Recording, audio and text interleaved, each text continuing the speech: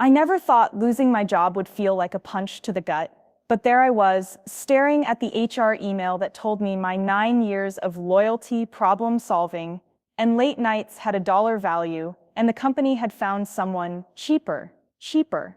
Not better, not more talented, just cheaper. The words blurred on my screen as I sat in my cube, my fingers still hovering over the keyboard. I'd been the senior account manager at Meridian Consulting, managing a portfolio of 10 high-value clients, bringing in seven-figure revenues, and mentoring every junior hire who passed through our doors.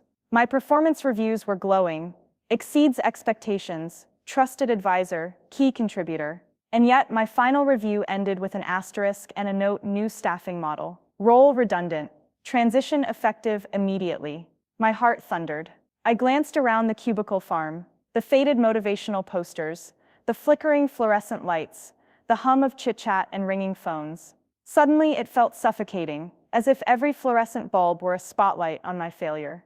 I gathered my belongings, photos of my son's first day of kindergarten, a magnet shaped like a coffee cup, my carefully annotated contracts, and stuffed them into a tote bag.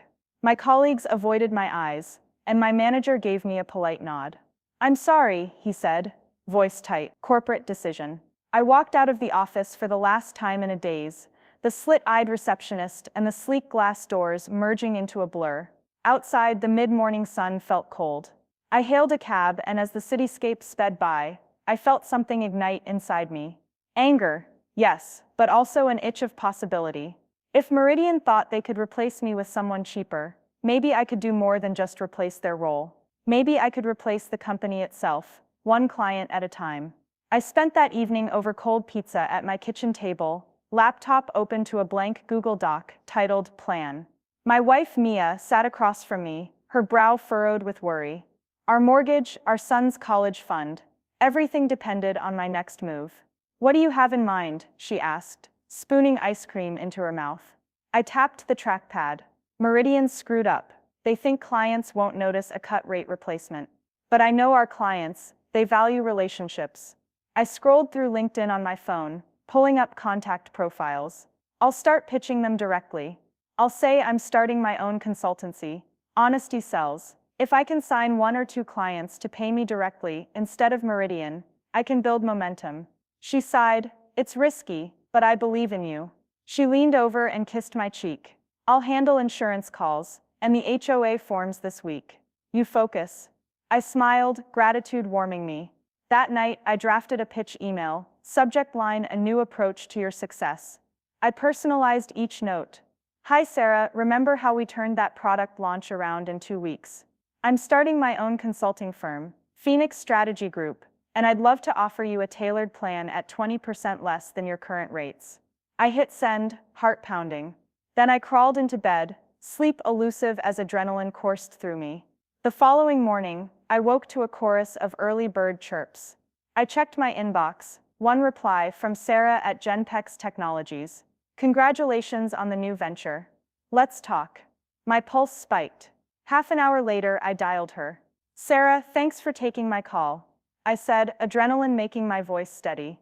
"I know Meridian's been your consultant for 4 years. They've been fine, but I think we can unlock more value if we take a fresh look. Leaner team, direct access to me, guaranteed response within 2 hours." She chuckled. "Direct access? That would be a new experience." She leaned into the phone. "Send me a proposal by end of day, and let's meet Thursday." I exhaled, vision widening. One client in 24 hours.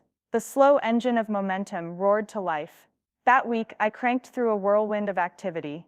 By day, I met with Sarah's team, masked by Zoom backgrounds of bookshelves, asked probing questions about their pain points, budget overruns, misaligned KPIs, poor deliverable visibility. By night, I drafted slide decks, pricing sheets, service-level agreements. Mia held our son back when he came to the door at midnight for a glass of water. "Dad's working," she told him. He nodded sleepily and closed the door. On Thursday, I pulled on my best blazer, crisp navy, slim fit, and logged into Sarah's conference room. She had her CFO and VP of R&D on the line. As the first PowerPoint slide glowed, "Phoenix Strategy, your growth catalyst," I felt cool confidence. This time I wasn't a powerless employee. I was the owner of my own destiny. I walked them through a plan, 3 phases over 90 days: initial audit, strategic roadmap, execution, and optimization, supported by a dedicated 2-person team, me and 1 senior analyst, and on-demand support. My fee, $50,000 a quarter, half of what Meridian charged, plus a 10% success bonus tied to revenue growth. Their CFO raised an eyebrow. I said, if your pipeline grows by 15%, that bonus is a bargain. After a 45-minute back and forth, Sarah leaned back. This is compelling, Jenna. I'll need to run it by our board, but I want to work with you. She smiled. Welcome to Genpex. The rush of triumph was like tidal waves pounding my chest. Phoenix Strategy Group had its first client. Within minutes, I updated my website, added Genpex to the logos page, and sent celebratory texts to my core team. We're live. By the end of month 1, 2 more clients had signed on at Glowtech, a biotech startup grappling with supply chain hiccups, and Navis Corp, a maritime logistics firm stuck in legacy ERP systems. Word spread quietly. That ex-Meridian manager, she's good and cheap. Testimonials rolled in. Jenna transformed our quarterly forecasts. We rediscovered our strategic focus. Meanwhile, Meridian was flailing. Their new hire, a junior analyst named Derek, struggled with complex client asks. Email threads grew chaotic. Deliverables slipped deadlines. Sarah called me after 2 weeks. Derek's inexperienced. Our board's asking tough questions. I offered to work extra hours to smooth the transition. Derek balked. Sarah called me heroic. On a Friday afternoon, my phone rang. The CFO of Meridian. He asked to meet. My stomach flipped. Was he offering me my old job back?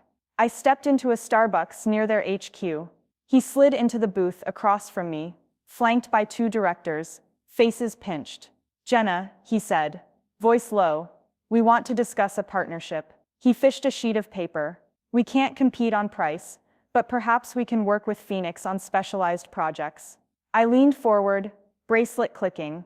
I appreciate the gesture, but my focus is on building my own firm. I'd be open to subcontracting on a per-project basis. The CFO's lip twitched. We shook hands. Outside, I exhaled, exhilarated. Meridian had offered me a handshake. I'd given them an ounce of partnership, all I owed. By month 3, Phoenix Strategy Group had grown to 5 people, 2 former Meridian colleagues who'd jumped ship, a freelance UX designer, and an operations coordinator. We rented a small co-working suite in downtown White Walls, glass conference rooms, a mini espresso bar. Every morning, I dropped my laptop into a sleek community table, the hum of high-energy riffs around me. We celebrated every win: first $200K month, first hire, first 5-figure express engagement. Late one night, I sat cross-legged on the kitchen floor at home, reviewing profit and loss statements. My phone pinged a LinkedIn notification. Michael, Meridian's CEO, had posted, excited to announce our new strategic hire. Welcome Derek to lead account management.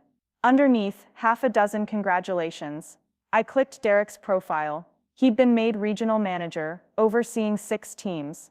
I felt a twinge of pity. He'd lost those clients to me. Maybe this was his consolation prize. But then I did the math. Meridian's price per client had been $125K per quarter. Phoenix's was $50K. I'd captured 3 clients. That was $375K in quarterly fees. At 5% margin cost, with my lean model, my net profit was significant. Meridian's CEO had just onboarded 1 more expensive manager to address Derek's failure. The scales were tipping. At the end of 6 months, I hosted a small gathering in our co-working space: pizza, craft beer, a single glass award I'd had engraved, Rising Startup of the Year, Phoenix Strategy Group. Our team cheered as I raised my glass, to everyone who believed we'd swoop in and save the day, and to the ones who thought cheaper was better. Laughter rose. We toasted to 10 more clients in the pipeline. Just before midnight, my phone lit up, a Slack DM from Sarah at Genpex. Board just extended an open-ended contract with you. We're moving our entire consulting budget to Phoenix. I typed back, thrilled. Let's exceed their expectations. Then an email from Meridian's CFO. Would you consider a full acquisition? We can discuss terms. I stared at the subject line in silence, then deleted it. I shook my head, smiled, and hit archive. The next morning, I stood at the window of our new office, a brick loft overlooking the river, and watched the sunrise paint the skyline in gold. I thought of that ticket, that pink slip called an email, the cheap replacement. They'd taught me a lesson no MBA course ever could. If you're indispensable, no salary figure can replace you. And if they priced you out, you can undercut them, win their clients, and build something they'll never see coming. Because they didn't just replace me with a cheaper worker, they created a rival. And now they fear what Phoenix Strategy Group can do. I turned from the window and walked back to my desk, where an envelope sat from the bank. My line of credit had doubled. I cracked it open and smiled, ready to scale. The next chapter awaited expansion, new markets, building a brand that no one would dare outsource. And if anyone asked how it happened, I'd simply say, they told me I was replaceable. Then I proved them wrong. And this was only part one of the transformation. 6 months after Phoenix Strategy Group burst onto the scene, our tiny 2-person startup had grown into a lean, mean consulting machine with 12 employees and a pipeline that made Fortune 500 firms take notice. We had crossed the symbolic line of 1 million in annual recurring revenue, and our clients, once skeptical cost cutters from Meridian, were now evangelists.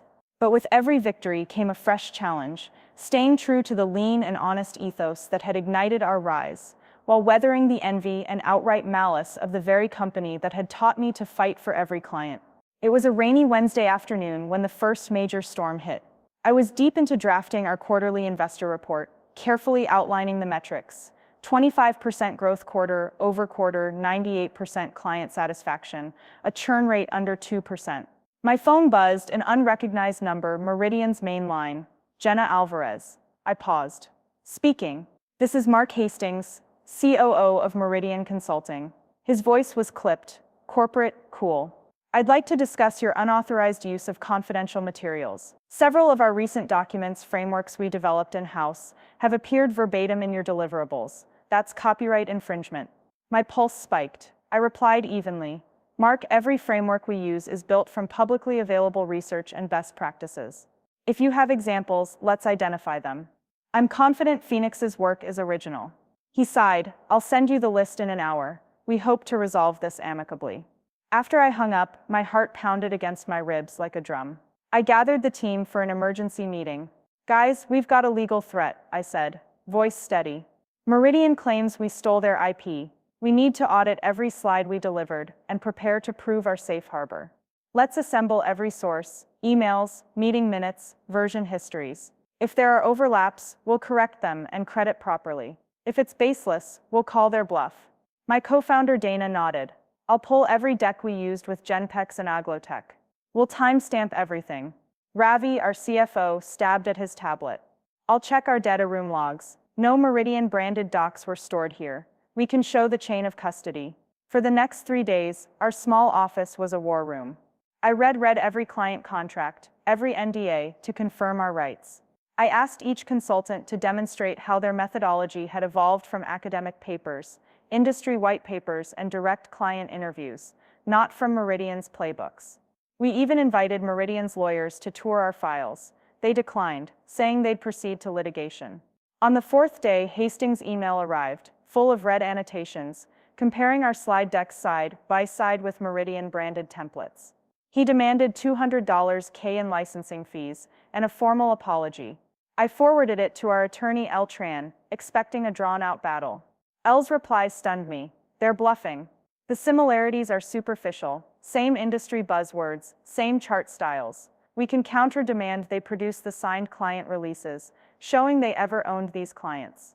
I recommend a formal reply. We'll fight in court if necessary, but we'll bring our own claims of tortious interference. I exhaled, fighting a grin. Hastings had tried to strike from weakness. Phoenix would counter-strike from strength. We sent the reply that afternoon. Meridian's next move was silence. Their empty threats fizzled, and within 2 weeks Hastings called back. Perhaps we misread the situation. Let's consider a partnership. I declined politely, basking in the satisfaction of turning a potential crisis into proof of our integrity. That victory bolstered morale just in time for our next feat: national expansion.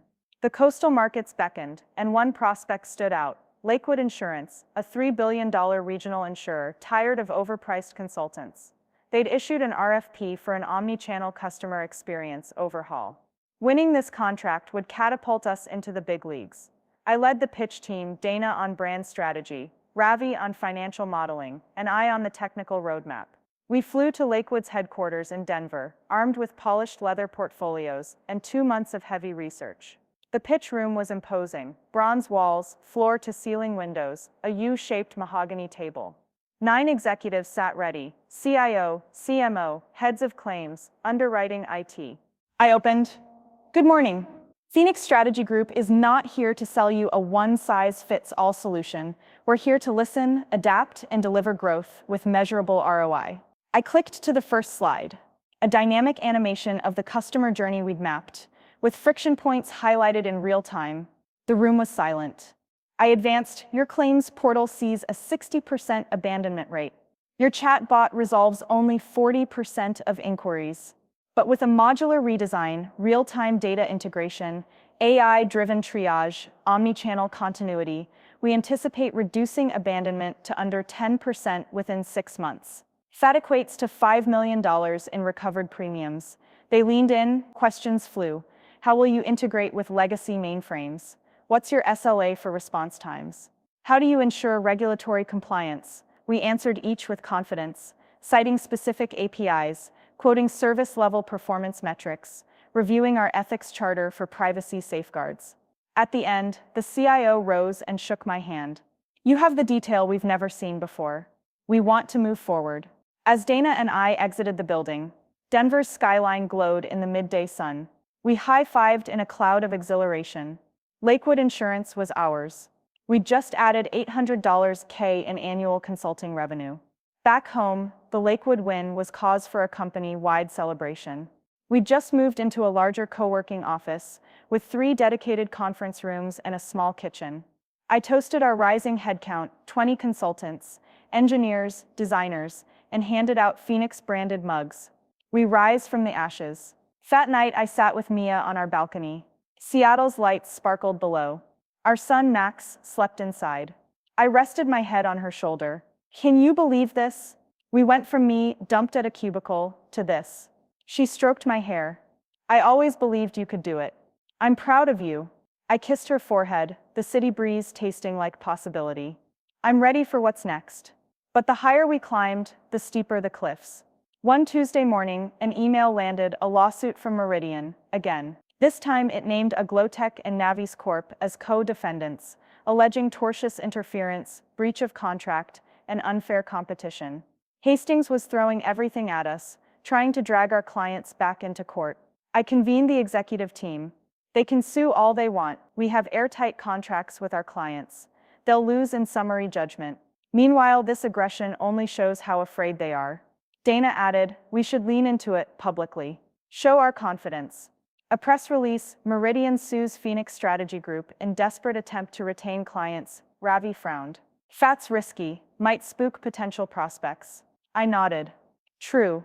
Let's keep it civil. Our PR draft. We are confident our client-first approach is fully compliant with all legal statutes. We will vigorously defend ourselves and our clients' rights. We sent it to our legal counsel. Hastings responded with 3 follow-up emails, each more shrill. But when Meridian's CEO tried to call me, attempting to negotiate a settlement, I declined.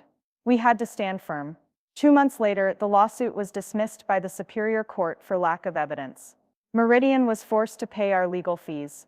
We celebrated with a case dismissal party, champagne, tacos, and a giant cake reading justice served.